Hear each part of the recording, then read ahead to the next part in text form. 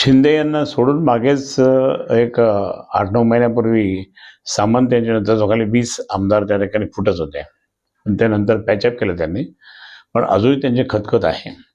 आणि अशा दृष्टिकोनातून आणि आता काल जर ज्या पद्धतीने त्यांना दिसून आलं, की आता देवेंद्र फडणवीस साहेब मुख्यमंत्री साहेब आपल्याला कुठलीच निधी देत नाही. मग तिथून तो रोष वाढला आणि शिंदेचे लोकसुद्धा गडबड करायला लागलेले आहे. म्हणून आम्हाला वर्तमानपत्रातून किंवा जाहिरातद्वारे दिसतं. आणि म्हणून मी या ठिकाणी सांगेल की कोणत्याही परिस्थितीमध्ये शिंदे हे तिथे टिकू शकणार नाही. शिंदे बाहेर पडतील, बाहेर पडावं लागेल त्यांना किंवा बाहेर जावं लागेल त्यांना, हे यांच्या. पण आज हा सगळा जर प्रकार पाहिला तर त्यांचे लोक फोडण्याचं काम सुद्धा भारतीय जनता पार्टी करायला लागलेत.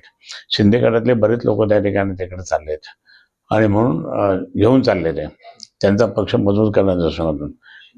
ठीक आहे, राजकारणाच्या दृष्टिकोनातून ते करतात, परंतु या ठिकाणी हे मोठं युद्ध होणार पुढे आणि काही होऊ शकतं पुढे, हे स्पष्ट झालं.